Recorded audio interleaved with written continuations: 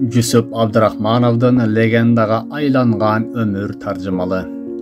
Көлдөгү айтылуу жети акенин бири Садыр аке ажылыкка аттанып калат дейт. Бул кишинин берекелүү батасын алып калалы деген саяк уруусунан чыккан Абдрахман би аны конокко чакырат.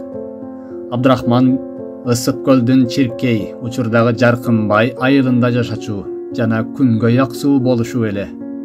Атасы Балпан ажыдан алган тарбиясына ылайык аксакалдын сыйын жайына коет. Ал эми анын сыйына урмат катары Садыр аке ментип бата берген экен. Кудайым сага оң менен солго тааным ал, элдин жүгүн көтөргөн жана керегине жараган уул берсин. Бир жылдан кийин 1901-жылдын 21 декабрь күнү Ысык көлдүн азыркы Жаркынбаев айылында Абдрахман би уулдуу болуп атын Жүсүп коет. Садыр акенин батасы кабыл болуп, бул кара тору бала келечекте кыргыз үчүн эбегейсиз чоң кызмат кылган. Жүсүп Абдрахманов атабыз болгон 37 жыл өмүр сүрүп, ошол аз өмүрүндө саз жашап, эбегейсиз көп жакшы иштерди жасап, элине татыктуу кызмат кылып өттү. 1916 жылы Үркүндө окуусу үзгүлтүккө учурап, эл менен кошо Кытайга үй бүлөсү менен качууга мажбур болот. Сапар учурунда атасы Абдрахман келте оруусунан улам көз жумат.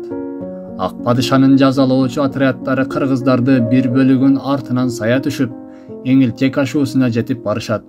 Орус аскерлерин көргөн Жүсүптүн апасы дароо: "Жүсүп, иниң токону алып дароо арчанын артына дароо бекиңгиле, орустар келе жатат" деп кыйкырат. Жүсүп дароо иниси токону алып көтөрүп арчаны аралай кире качат. Бирок апасы менен калган бир туугандары качканга жетишпей калган. Жетип келген орус аскерлери апасы менен бирге жети бир тууганын кылыч менен мууздап салышкан. Ошентип бир күндө үй бүлөсү менен Кытайга качып, ал жакта ата-энесинен жана бир туугандарынан айрылып, Жүсүп жана иниси мунун баарын көздөрүнөн жашын агызган бойдон алыстан бугун ичине жутуп карап тургандан башка айласы калбаган. Санжырачылардын айтуусу боюнча Жүсүп Абдрахманов 14 бир тууган болушкан.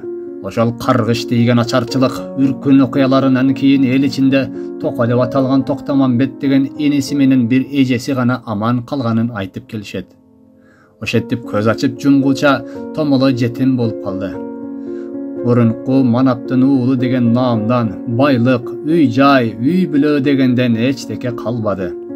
Кыргыздын кыйынмын дегендеринин тагдыр ташы ошондой болчу. Бир бороондук, бир жуттук турмуштун чоңураак сыноосуна кабылса эле баарынан кол жууп отуруп калчу. Ырас, Жүсүп Абдрахманов эң чоң ырыскыга да эгедер эле. Аккан арыктан суу агат дегендей, лидерлик сапаты, зиректиги мыкты болчу. Ошого жараша анча-мынча орус тилин билчү. Сазанов азыркы Ананьев айылындагы орус түзем мектебинен алган 3 класс билими, көтөрүлүш кесепетинен Караколдогу жогорку башталгыч окуу жайынан 2 жыл эле окуп калгандары бир жылдан кийин 1917 жылы Кытайдан үркүп келгенде кыйла пайдасын тийгизди. Ал жактан кайтып келип, орусча билгендиктен Караколдогу гарнизондо офицерлеринин атын багып, короосун шыпырып жүрдү. Андан ары өзүн-өзү такай таптап, турмушка бышыруунун үстүндө болду. Чыйрак болуулан орус офицеринин назарына илинип, аны менен кошо Верный шаарына кетти. Андан аркысын Жүсүп атабыз өзү кыска так жазат. Кызыл гвардия менен армиянын катардагы жоокери, комсомол уюштургуч, артта калган алыскы айылдарга партия-чейка уюштургуч, анан эле акыркы аккорд сыяктуу Кыргызстан эл комиссарлар кеңешинин төрагасы жана Союздук борбордук аткаруу комитети президиумунун мүчөсү болдум. Ушунун баарына күрөш менен, оңбогондой оор, жапжалгыз тытынган күрөш менен жеттим деп жазган күндөлүгүнө. Армияда кызмат өтөп жүргөндө ал аз жерден аскер мансабын кууп кете жаздады. 18 жашындагы бул жоокерди командирлер курсуна жиберишти. Бирок ооруп калганына байланыштуу аскер кызматынан таптакыр бошонууга туура келди. Ошондон баштап анын мүлдө өмүр жолу ишмердиги комсомолдук, партиялык, советтик, чарбалык иштерге чырмалышып, күжүлдөгөн күрөшкө карчылаган кармашка алардын кайгы менен кубанычына ширелди. ал аралашпаган, ал кыйырда, түздө катышпаган ошол кездеги орчундуу окуялардын биринде Жусуп Абдрахмановсуз элестетүүгө мүмкүн эмес эле. Ошонун баарында анын көзгө чарпылган изи калган. Жусуп Абдрахмановдун зиректиги, кайраты, мээнеткечтиги назарга дароо илинчү экен. Ал Жети сууда аскер кызматын өтөп жүргөн кезде Сыдыков менен таанышкан экен. Жусуп ал кишиден 12 жаш кичүү болсо да, экөө бири-бирине жылдызы жанып, жакындашып, экөөнүн ортосундагы жылуу мамиле ар кандай шартка, саясий кысымга карабастан өмүр бою сууган эмес. Ал кезде сабаттуу адам партиялык ишти эртерээк баштап, көзгө көрүнүп калган Сыдыков кокустан таап алган инисине караан болуп, акыл насаатын айтып жүрсө керек. Жусуп Абдрахманов 19 жашында партиялык ишке которулат. Алматы, Талдыкорган, Каракол, Пишпекте иштейт. 1920 жылы 19 жашында Жусуп Абдрахманов ал мезгилде дээрлик түндүк Кыргызстанды кучагына алган Жети суудагы комсомолдук партиялык уюмдарды уюштургандардын бири болгон. Россия Коммунисттик Жаштар Союзунун Түркстан бюросунун президиум мүчөлүгүнө шайланган. Ошол РКСМдин 3-чү съездине делегат болуп катышкан. Владимир Ильич Ленин менен аңгемелешкен. Кыргыздын тарыхында Ленин менен баарлашкан жалгыз кыргыз ушул болду. Демек Ленинге кыргыз жери менен эли тууралуу айтып берген алгачкы жана акыркы адам. Дал ошол жолугушуу кыргыз элинин тагдырында бурулуш окуя болгон. Себеби ошол күндөн баштап жаш комсомол Жусуп Абдрахманов кыргыз мамлекетин курууну ойлонуп, изденип, аракеттенип ошол максат менен жашай баштаган. Кийинчерээк 1927 жылы партиянын Кыргыз областтык комитетинин 6-чы пленумунда мамлекеттик аппаратты жергиликтештирүү маселеси каралат. Ошол пленумда Ленин менен аңгемелешкенин Жусуп Абдрахманов төмөнкүдөй эскерет. Съездин чечими боюнча мен президиумга шайланып калдым.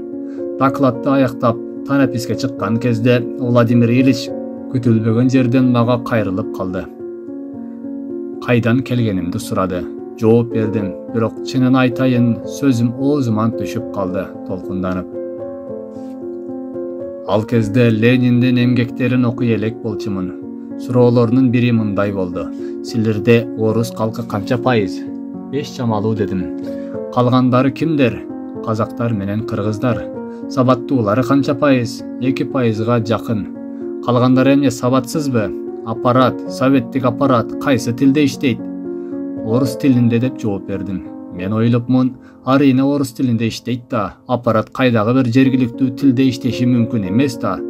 Муну уккан соң Владимир Ильич Ленин өңү өзгөрө түштү да мындай деди. Жолдоштор, силер социалистик революциянын алдында кылмыш кылып жатасыңар. Калктын көпчүлүгү түшүнбөгөн бөтөн тилде жүргүзгөн аппарат көпчүлүк элдин зарына көңүл буруп, аларды чече албаган, андай аппарат масса менен байланышта боло албайт. Ошондуктан силердин милдетиңер окугула, үйрөнгүлө, эч кечиктирбей силердин советтик аппарат көпчүлүк элге өз боорунан бүткөндөй жакын болуп иштегенде үйрөнгүлө деди. Жергиликтүү тилди билүү адамдын кызматында жогорулаш үчүн кажет болсо, же анын алган айлыгына кошумча премия кошулуп, аны кызыктырса, ошондо үйрөнөт. Калгандары үйрөнүүгө аракет деле кылбайт. Советтик аппаратты жергиликтештирүү саясаты башталганда тил билгендерге кошумча акча төлөнчү экен. Ошол кезде окуй башташкан. Кийин ал кошумча айлыкты алып салары менен кыргыз тилин үйрөнгөндөр кескин азайган. Бул да тажрыйба. 1924 жылы Түркстан АССРынын өкмөтү Борбордук аткаруу комитетинин президиумунун мүчөсү, анын секретары болуп шайланат. Ошол мезгилде Орто Азия калктарынын тагдырында чоң роль ойногон чек ара тактоо, мамлекет түптөө иштеринде ал кишинин отогон кызматы баа жеткис. Ошол эле жылы ал партиялык кызматкерлердин ысырапкерчилигине каршы чыгып, ашкера ысырапкерчиликке каршы күрөш жарыялаган.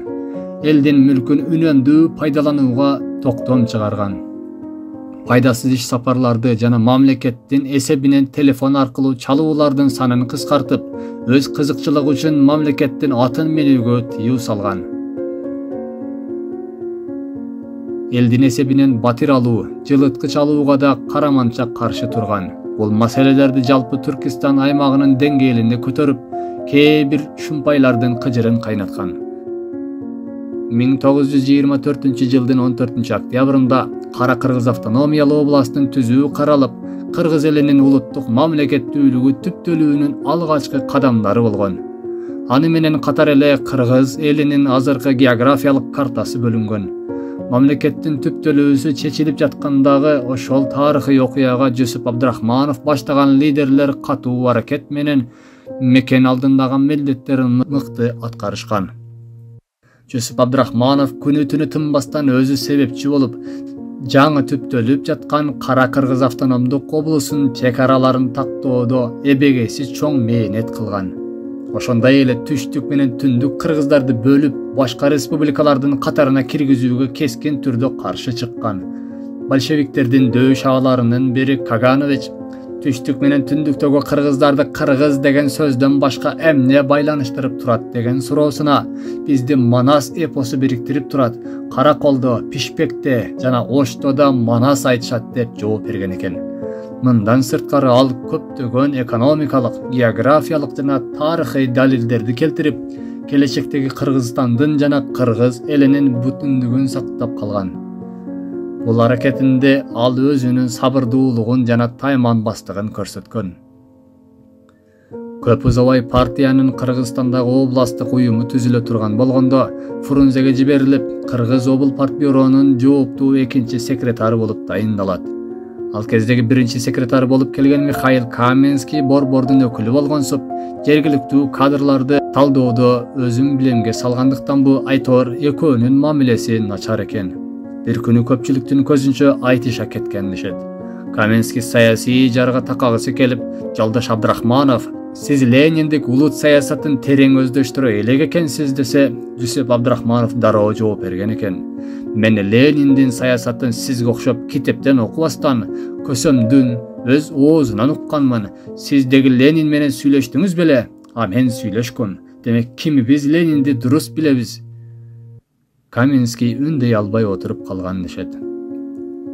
Бирок Москва тараптан жиберилген биринчи секретар Михаил Каменский менен көп маселе, айрыкча кадрлар саясаты боюнча пикирлери келишпегендиктен, Каменскийдин аны жамандаган арыз даттануусуна карабай, Жусуп Абдрахмановду РКПБКнын Ташкенттеги Орто Азия бюросунун уюштуруу бөлүм башчысынын орун басары 4 айдан кийин Москвага БКнын инструктору кызматына которушат.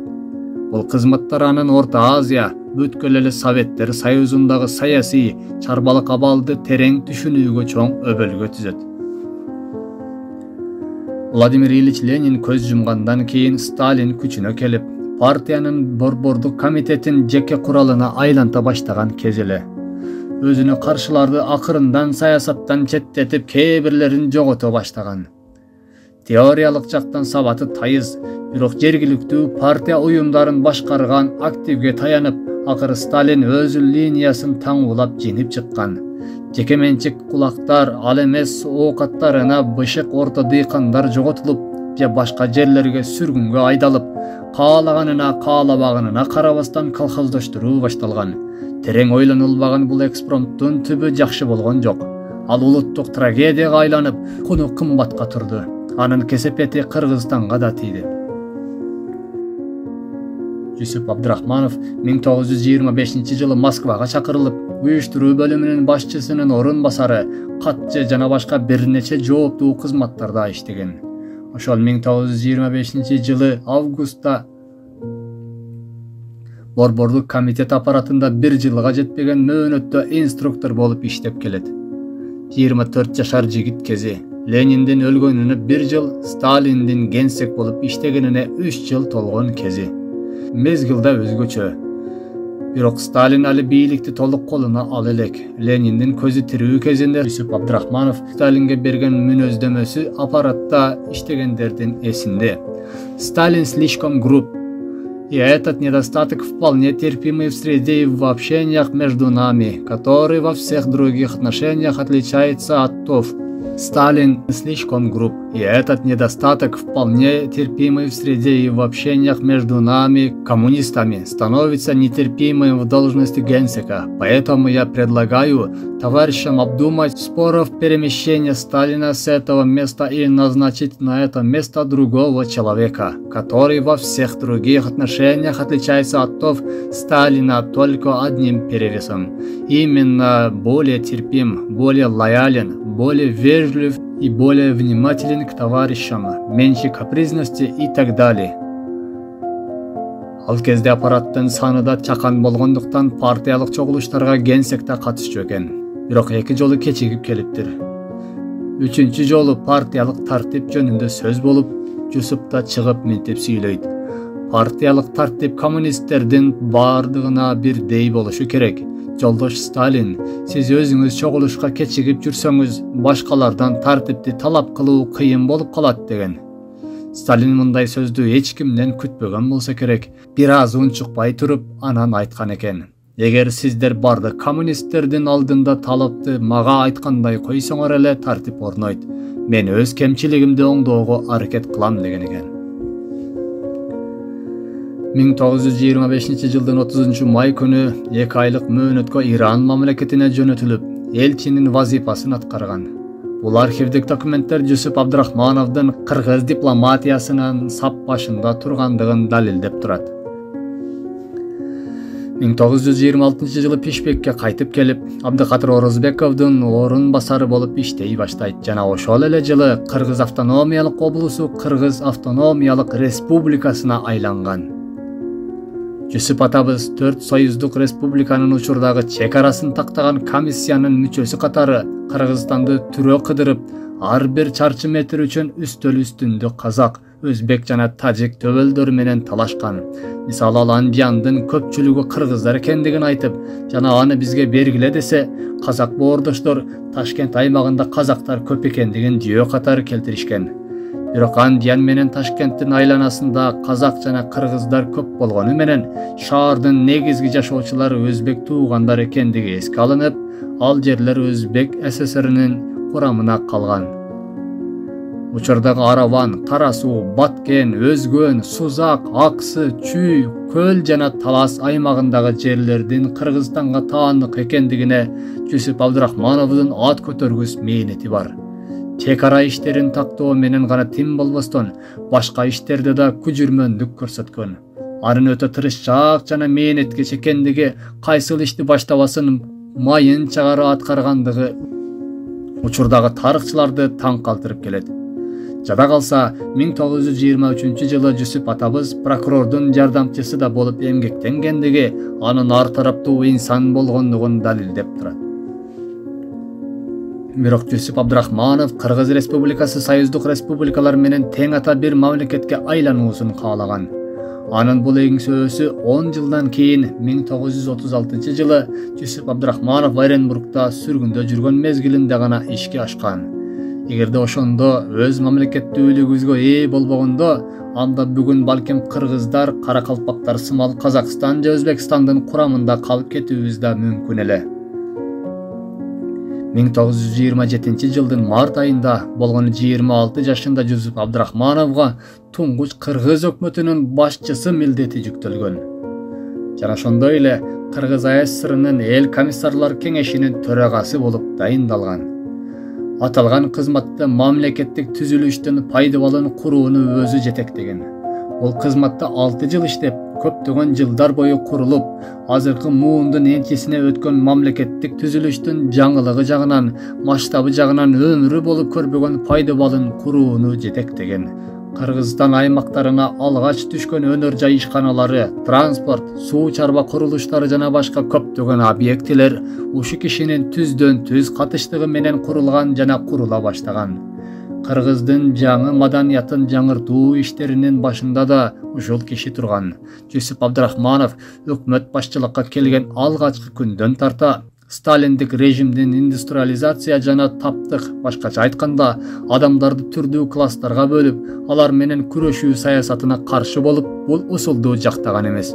Жусуп Абдрахманов атындагы фонддун төрагасы Мирбек Усебаев ошол доордогу бир окуяны мынтип баяндайт. Жүсүп Абдрахманов кээ бир байманаттарды кулакка тартуудан сактап кала албаса дагы, бирок эскерүүлөргө ылайык бир нече молдолорду кулакка тартуудан сактап калууга жеке өзү киришкендиги маалым.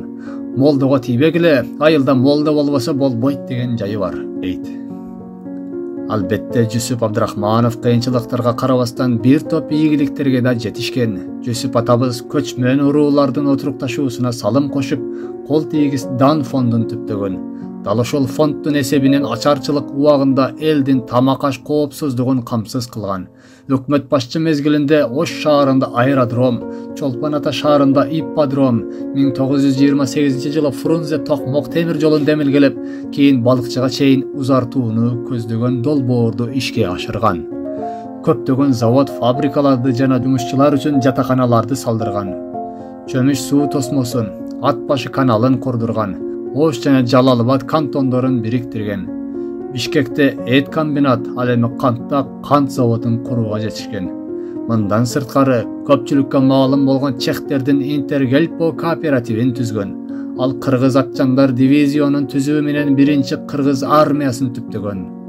Ал учурда көпчүлүк башкарма жана инженердик кызматтарда орус жана жөөттөр, ал эми кыргыздар жалаң эле маданият, искусство жана мугалимчилик менен алектенип жатканына абдан тынчсызданган.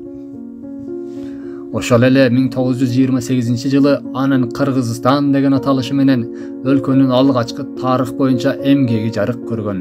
Бул китебин Жүсүп атабыз араб арбинде жазган. Буга кошумча 1916-жылкы көтөрүлүш деген эмгеги да жарыкка чыккан. Ал китебинде үркүндүн негизги себептерин иликтеген. Тарыхка өтө маани берчү.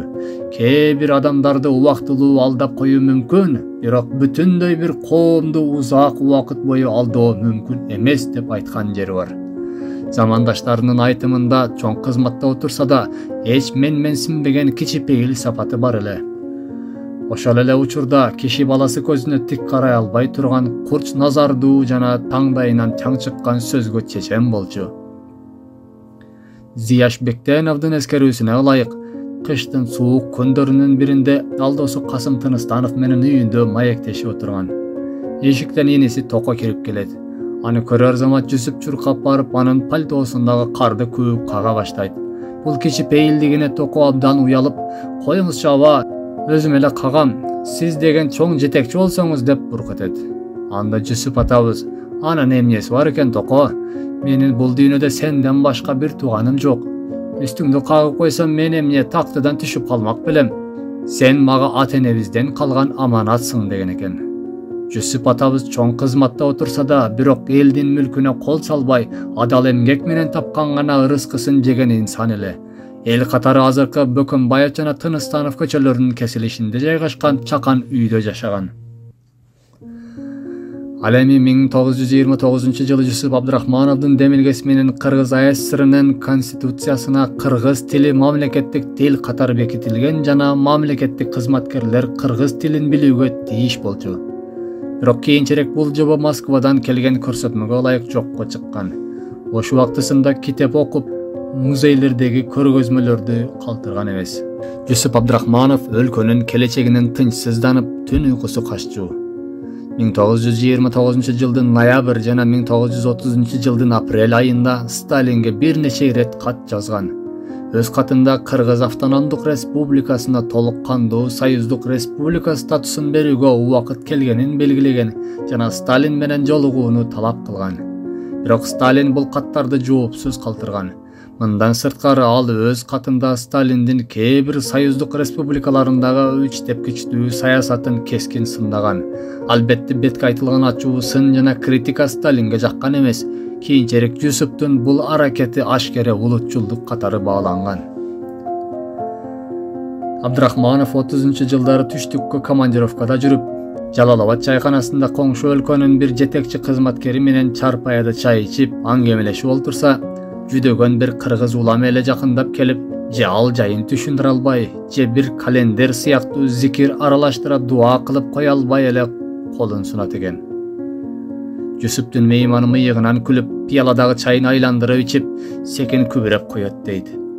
Бечара калк, кайыр сураганды да билбейт да. Аны угуп Жүсүп Абдрахманов тигини чакырып, дасторкондон нанды алып ага бериптир да: "Эй тууган, кайыр сураганды билбеген соң тоого барып мал бакпайсыңбы? Кайырчылыкты аны билген элге бер да оокатыңды кыл." Муну уккан мейманы чайы кекиртегинен өтпөй чакап кеткен дешет. 1931 жылы Москвадагы көптөгөн окуу жайларга 60га жакын окуучуларды жөнөтүп, аларга каржылык колдоо көрсөткөн. Ал жакта алгачкы кыргыздардан турган мекенчилдердин уюмун, башкача айтканда, кыргыз диаспорасын түзгөн. Фрунзеге кайтканда ар бир министрликтерге ошол студенттерге камкордук кылууну бөлүп берген. Жашы 30да болсо да кыргыз жаштарына: "Айланайын балдар, жакшы окугула, келечек силердин колуңарда, силер окууну мыкты бүтүрүп келгичекти мен иштеп турам. Анан силерге окшогон кесипкөйлөргө өткөрүп берем. Менин жарытарлык деле билимим жок. Болгону орус түзем мектебинде 3 жыл окугам. Кеп илимдин баарын чогултуп куржунуга салып алып эмес, негизгиси адамдарга адамдарча мамиле кылууда, тил табышууда" деп учурдагы кээ бир аксакалдарга айтпаган насааттарын айтчу дешет. Жалгыз гана чарбачылык иштер менен алектенбестен кыргыз тилинин келечеги үчүн да үлкөн иштерди аткарган.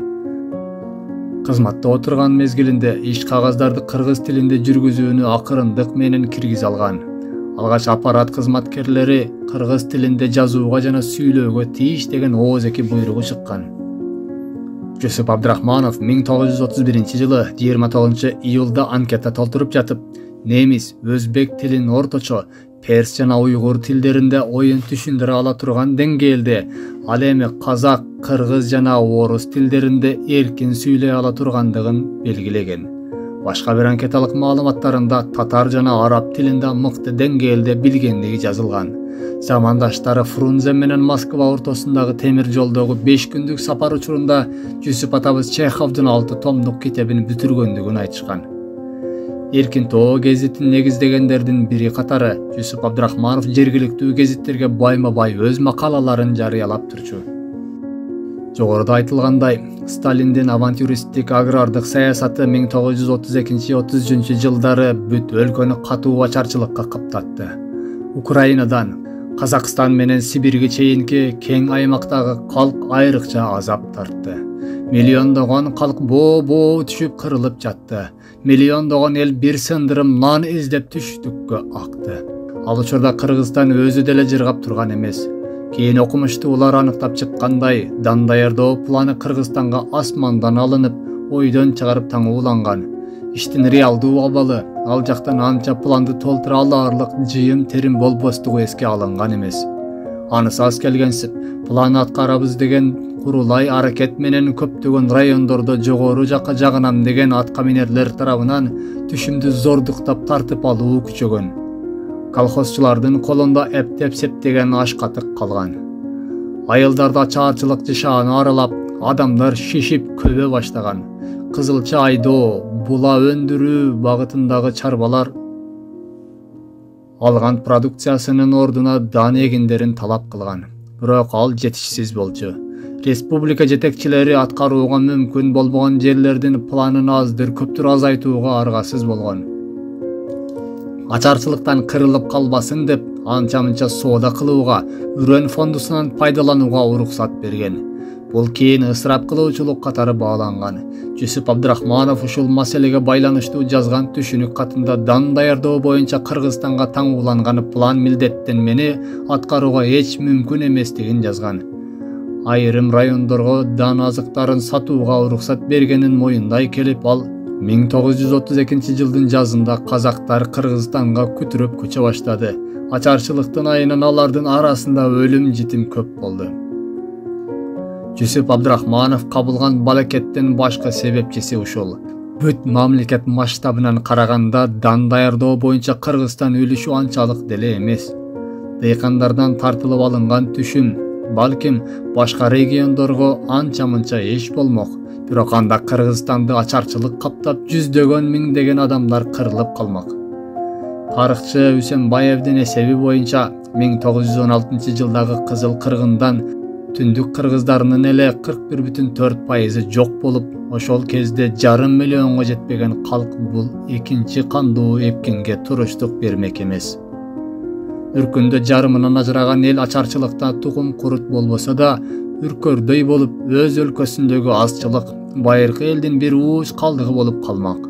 Жусуп Абдрахманов кыргыз элин сактап калуу максатында Москвадан келген көрсөтмөлөргө карабастан дандын жана эттин планын 30% гана тапшырып, өз өмүрүн тобокелчиликке салып, өз элин ачарчылыктан сактап калган. Ошол жылдары Казакстанда 4 миллиондон ашуун казак элинин жарымы кырылып калган. Ошол убактарда Казакстан аймагынан 100 000, Сибирден 30 000 адам кыргыз элине баш калкалап келген.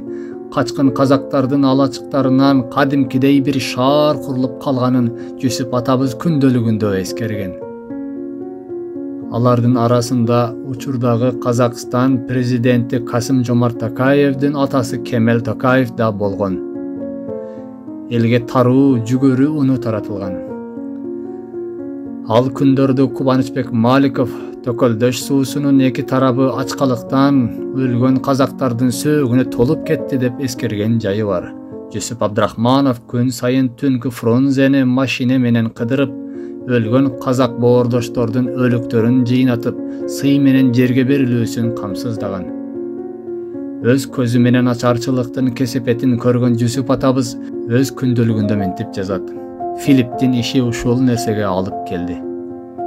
Москванын каарынан коркпостон 100 000 качкындар кабыл алынып, ачкалардын курсагы тойгозулуп, үй жоктор түнөк тапкан. Албетте Жусуптун казактарга болгон урматы жогору болчу. Бир учурда Алматы шаарында бир топ казактар менен достошкон. Экинчи жагынан казак элинин күйөө баласы болгон Жусуп өз кызматтык карьерасы менен өмүрүн садага чаап, жардам колун сунат. Бечарага бел, карыпка караан болгон кыргыз эли аларга колунан келген туугандык жардамын беришкен. Жусуп Абдрахмановдун чечимине ылайык качкындардын шартын жакшыртуу максатында казынадан атайын 150 000 рубль бөлүнгөн жана 1,5 миң жетим балдар үйлөрүнө жайгаштырган. Качкындарды кайра өз мекенине кайтаруу кампаниясы уюштурулуп, ага казак тарап макул болуп, 500 баланы Казакстанга жөнөтүшкөн. Бирок Голощекиндин буйругу менен алар кайрадан Кыргызстанга кайтарылган. Өзүн билемдикке салып дан бербей жана казак менен Сибир элине жардам бергендиги үчүн Жусупту Москванын каардуу жазасы күтүп турган эле. Көп өтпөй 1933 ал кызматынан бошотулган жана партия ага карата Кыргызстандын данын чачып жок кылды жана уурдады деген айып тагып согуш жарыялаган. Анын күндөлүгүндөгү жазууларга ылайык, бул көптөгөн жетекчилерди, анын ичинде мени бир топ чоочутуп салды деп жазган. План аткаруу кыйынчылыгын Шахрай, Исакеев үчөөбүз талкуулай келип, мен план аткарбады деп кызматтан алса алсын, республиканы Казакстандын абалына жеткирбейли дедим. Алар макул болду. Ал башкалар сымал Москванын алкыш үчүн эмес, элдин бакубат турмушу үчүн эмгектенген жан эле.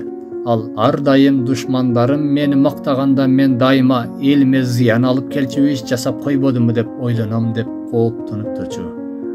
Ошентип кызматтан бошотулгандан кийин Жусуп Абдрахмановду Самарага, андан кийин Оренбургга сүргүнгө айдаган.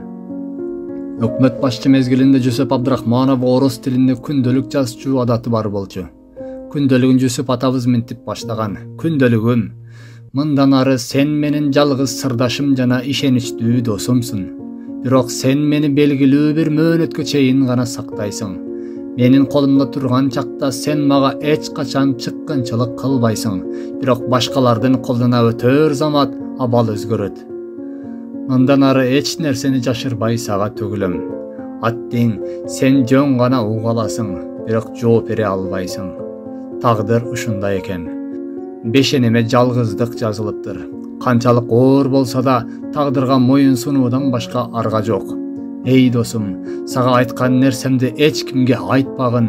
Муну көзүм тирүү кезимде суранып жатам. Ал эми өлгөндөн кийин каалаганыңа айта берсең болот.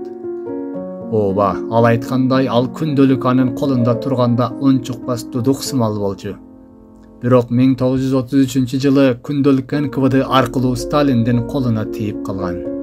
Сталинди каттык менен күндөлүктү окуп чыгып, өз колу менен күндөлүктүн башкы бетине Жолдош Каганович, Молотов, Калинин, Орджоникидзе, Ворошилов жана Микояндан Кыргыз Совнаркомунун төрагасы Жолдош Абдрахмановдун күндөлүгүн окуп чыгуусун өтүнөм. Окуп бүткөн соң мага кайра кайтаргыла деп кол койгон.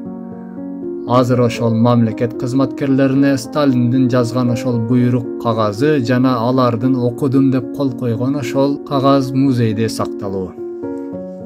Жүсүп атабыз ал күндөлүктө советтик режимдин дөө шааларын сындап критикага алган. Албетте ата аталган партиялык кызматкерлер Жүсүптүн бул ишине көз жумуп кое албайт болчу. Ошентип 1933-жылы кызматтан бошотулгандан кийин Жүсүп Абдрахманов Самарага, андан соң Оренбургка үй бүлөсү менен биргеликте кызматтык сүргүнгө айдалган.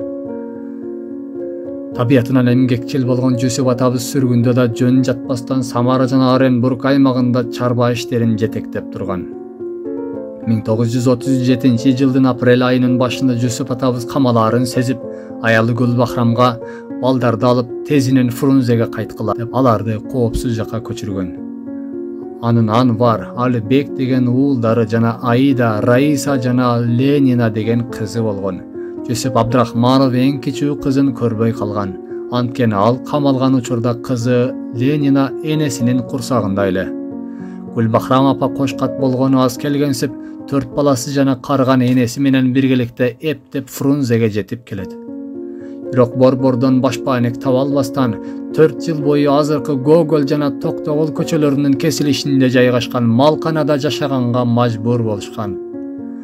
Бир учурда бүткүл Кыргызды ачкачылыктан сактап калган Жүсүптүн үй бүлөсү эми ментип курсагы жакшы тойбой, өлбөстүн күнүн көрүп малканада жашап калат деп ким ойлоптур дейсиз?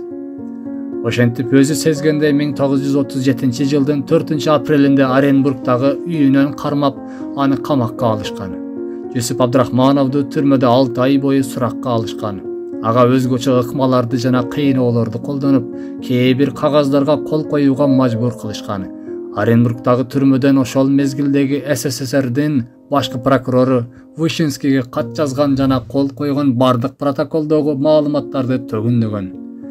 Кийин ошол кыйноолор менен протоколдорго коюлган колдорду мажбурлап койдурганын айтса да, анын сөзү эсепке алынган эмес.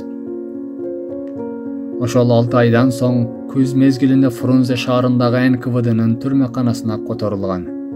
Ага төмөндөгүдөй айыптар коюлган. Оңчул троцкист уюму менен биргеликте Совет бийлигин кулатууга аракет жасаган жана Кыргызстанды СССРден бөлүп чыгууну көздөгөн. Англиянын колдоосу менен антисоветтик террордук диверсиялык ишмердүүлүк жүргүзгөн деген айып тагылган. Буга кошумча панк түркчүлөр менен байланышы бар жана Алаш Орда партиясынын мүчөсү, Социал Туран партиясынын негиздөөчүсү деген айып тагылган. Кээ бирки маалыматтарга караганда, НКВДда Жүсүп менен биргеликте суракка алынган Бектурсуновдун айтуусу боюнча, Жүсүп Абдрахманов канчалык кыйноого алынбасын, максатташ жана пикирлеш бирде адамды саткан эмес. Эч кимди күнөөлөбөй, эч бир күнөөнү мойнуна албастан, эч кимди каралаган да эмес.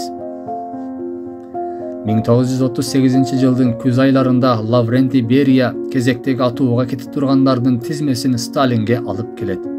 Сталин тизмени бир сыйра карап чыгып, Абдрахманов деген фамилияга келгенде колу менен көрсөтүп, муну эмнеге деп сурайт.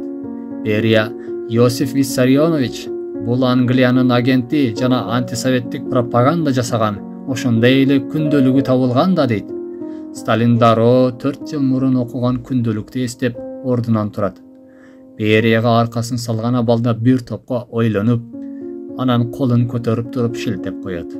Бул атууга кете берсин деген ишарат болчу. Кекчил Сталин Жүсүптүн күндөлүктөгү ага карата койгон дооматтарын жана ачуу сынын кечире алган эмес. Ошол жылы Фрунзе шаары НКВДнын сурак бөлмөсүндө 18 айдан бери коюлган дооматтарды эч мойнуна албай, өзү да ийилбестен ишеничтүү жүрдү дейт. Аны чөгөлөтүп кайратын майтарыш үчүн ал жөнүндө жалган көрсөтмө беришкен Ибрай Тойчиев менен Баял Исакеев менен беттештиришет. бети башы канжалаган Исакеевди көргөндө бир стакан суу алып, анын мойнундагы канды жууганга жардам берип, жараатына компресс коюптур. Ал кезде керектүү көрсөтмө алыш үчүн адамды кыйнап, сабап, ийне сайып, отко кактап дүйнөдө болгон мыкаачылыктарды колдонуу кадыресе иш болгон. Ол кылыгы менен Жусуп Абдрахманов жеке таарынычтан жогору көтөрүлүп, мурдагы кызматташтарына эрдиктин, намыстын үлгүсүн көрсөткөн. Бирок өз оюндагыдай иш кылганы үчүн аны сакчылар көкала кылып сабашыптыр. 5 ноябрда Жусуп Абдрахмановду суракка алып келишет. Абакта олтургандыктан азып кеткен экен. Орус тергөөчү көнгөн адатынча папкесин ачып, баягы эле тажатма, ошол эле кезде кайталанма суроолорун бере баштайт. Түрмөдө жатса да сынбаган, көзүнөн от жанган айыпталуучу ар бир суроосуна ызырына жооп берип жатты. Тергөөчү акыры Англиянын шпиону экениңди, советтик түзүмгө каршы иштегениңди мойнуңа аласыңбы? Деп кыйкырып сурайт. Бирок Кан Манастын урпагы акыйкат барбы, же аны да өлтүрдүңөрбү? Кезегинде кызматта олтуруп силердей шүмшүктөрдү байкабай калганыма өкүнөм дейт да дароо ордунан туруп, өз олтурган олтургучту алып, дароо тергөөчүнүн башына чаап жиберген. Сырттагы сакчылар дароо ичкери кирип келип, айыпталуучу Жусуп Абдрахмановго мылтык такап атып ташташыптыр. Ошентип Жусуп Абдрахманов көз жумду. Ошол учурда 4-5-6 ноябрь күндөрү Кыргызстандын чарбалык жана саясий, маданий жана илимий Кыргыздын каймагы болгон 137 адам атылган. Кылмышын жашыруу максатында НКВД кызматкерлери Жусуп Абдрахманов атабыздын жана өзү сыяктуу бейкүнөө кайрандардын сөөгү менен Чоң Таш айылынын четинде жайгашкан кыш чыгаруучу заводдун мешинин бир чуңкуруна түн жамынып, ыргытып көмүп салышкан. Бул окуяга күбө болгон ДПУнун эс алуучу жайынын кароолчусу өлөр алдында өзүнүн кызы Бүбүра Кыдыралиевага алардын көмүлгөн жерин айтып берген. 53 жылдан кийин гана Бүбүра апанын көрсөтмөсү менен атылгандардын сөөктөрү табылып, азыркы ата бейит комплексине жерге берилген. Эртеси 1991 жылдын 31 августунда Кыргызстан өзүнүн көз карандысыз эгемен республика экендигин жарыялаган. Кыңырыш 40 жылда билинет дейт Кыргызда. Ошондой да болду. Жарым кылымдан соң алардын атылып көмүлгөн жеринен сөөктөрү табылды. Алар Жусуп Абдрахмановду канчалык эл душманы, чыккынчы, басмачы деп жаманатты кылып, каралашса да бүгүн тарых барактарынан анын ким экендигин билип, кайрадан эл сый-урмат менен эскерип артынан рахмат дуаларын айтып жатышат. Эгемендүүлүктүн алгачкы жылдары Совет көчөсү бекеринен Абдрахманов деп өзгөртүлгөн эмес. Анткени бул эгемендүүлүк алгандан кийин Совет доорунун бүтүшү жана Жусуп атабыз түптөй баштаган эгемендүү Кыргыз мамлекеттүүлүгүнүн түптөлгөндүгүнүн белгиси болот.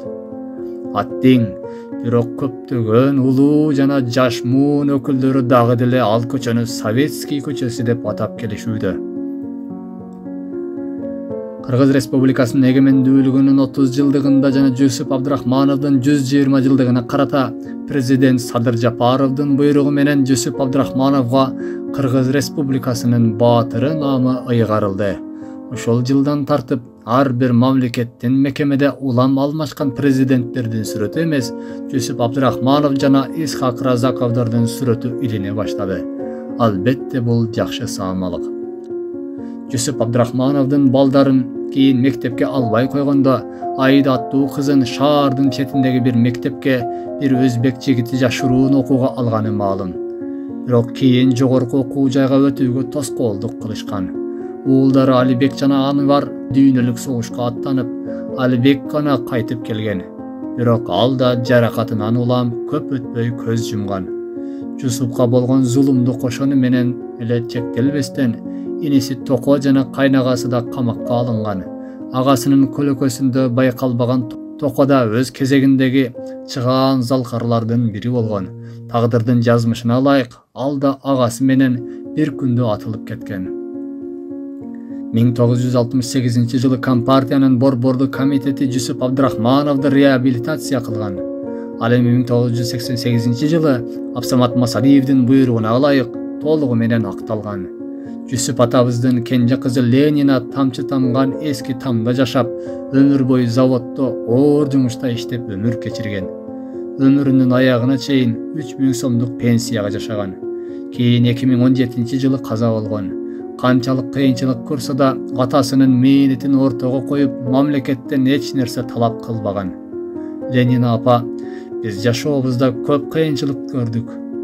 Бул кор карылыкка да чыдайбыз. Бирок учурдагы атка минерлер өз карылыгы жөнүндө ойлоп койсун деген сөздү көп айтчу дешет. Сөзүбүздүн аягында Жүсүп атабыздын күндөлүгүндөгү бул саптар менен аяктайбыз. Бүгүн ипподромго бардым. Ат жапкан учурумда кыргыз насилим ойгонду. Элиме болгон сүйүүм жүрөгүмдү дагы козгоду. Ал сүйүүмдү калкыма кылган кызматым менен аткарышым керек. Бул ой менин өмүрүмдүн акырына чейин коштой токшойт. Ак эмгегимди ата мекенге арноону чечтим. Тагдыр жолум татаал болгону менен Кыргызстандын эгемендүүлүгү, эркиндиги жөнүндө айткандарымды түшүнгөндөр аз, түшүнбөгөн түркөйлөр көп болду. Канжыгага башымды байлаган каар заманда Кыргызстандын башкалардын катарында багымсыз болоорун эңсеген тилегим эртең ишке ашаарына ишенем. Эркин элдин эртеңи болот. Өз элиңдин эркиндигине кызмат кыл. Мен чапкан жолдун сапарын улантаар сенсиң урпагым.